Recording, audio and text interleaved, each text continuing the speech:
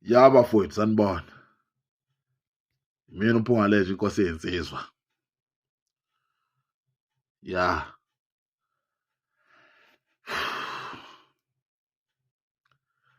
Webafowethu ngifuna ukunitshela something ne.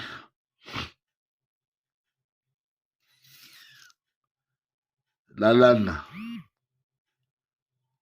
Lento yokubulawa kwabantu niyocula nize nishelwe amazwi. Ngeke siye kubulalana emhlabeni. Makuthi ku-wrong ubulala omunye umuntu bafowethu, blemani uNkulunkulu uJehova umnini mandla wonke. uSomandla. Wenza iphutha kwasekuqaleni. Mhla eqalekisa uKhayini wayebulala umfowabo uAbela.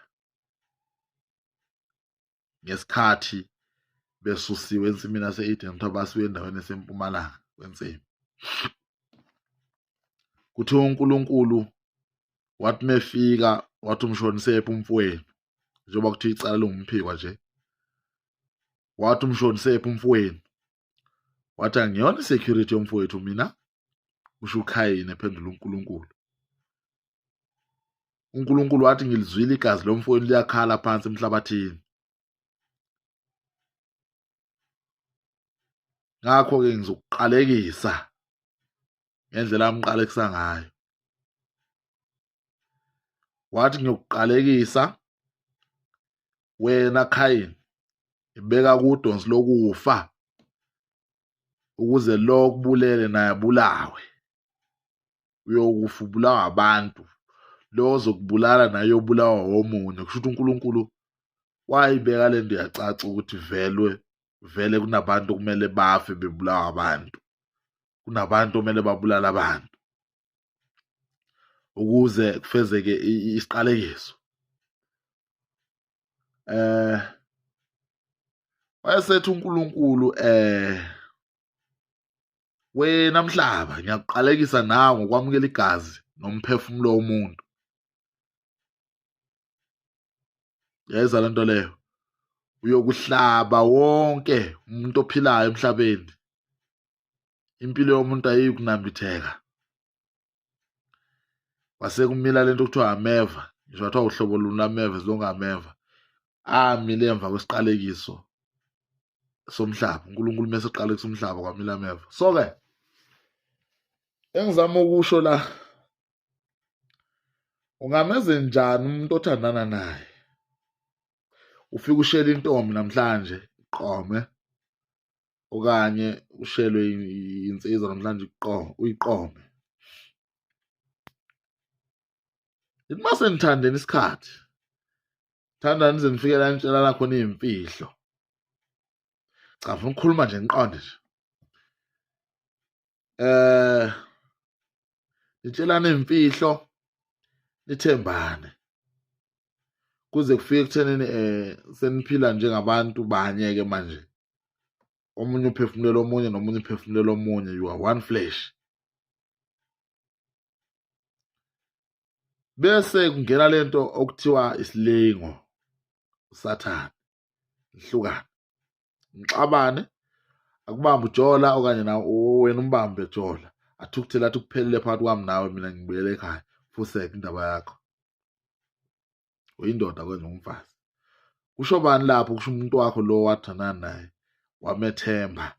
Phela uthando sometimes waliboni. uNkulunkulu angazi walenza kanjani uthando lwangaba nawo amehlo okubona, ukupopola ingozi. Kuthi mase kunjalo, lo muntu ahambe ngempela, ahambe futhi. Uhamba nje, uhamba ney'mfihlo zakho lo muntu. Maybe wabulala umuntu okanye uney'mfihlo impela nje eyiyizi bucayi kakhulu, noma kungekhona ukubulala umuntu kodwa zemfihlo. Ungamenze njani lo muntu? Uthi uzama ukumncenga, phela usumncengela ukuthi iy'mfihlo zakho yiphephe, ukuthi abuye back ukuze iy'mfihlo zakho zingaveli. Athi nje cha, ngizayifunda endihlanganisa nawe.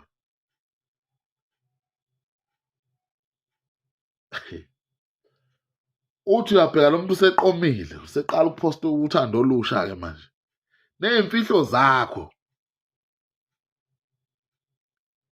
bafowethu, ungenze njani wena?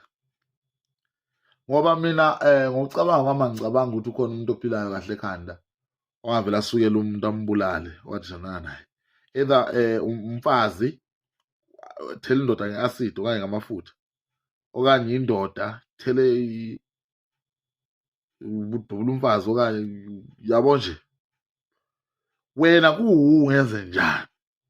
Na indoda yakho ihamba ney'mfihlo zakho manje, qhubekela phambili. Ubuwazi kahle ngesikhathi ngiqala ukuthandana kade ngixoxela yonke into nge-past yakho lo muntu. Ngizongixolela ngicine naye cala bafowethu. Lo muntu bokuxoxela kwasani ngempilo yakho, ukhumbule njalo ukuthi umuntu ungabona ehleba omunye umuntu nawe, kusho ukuthi nawe uma ungekho uyakuhleba lowo muntu. Yayizwa leyo nto? Le nto ifana nokuthi uma kuthi lasibhona ekhaya bekutotoza bese kuhlukunyezwa obhuti abadala, mhlaba kwelamisa nawe kusho ukuthi bazokuhlukumeza. You understand?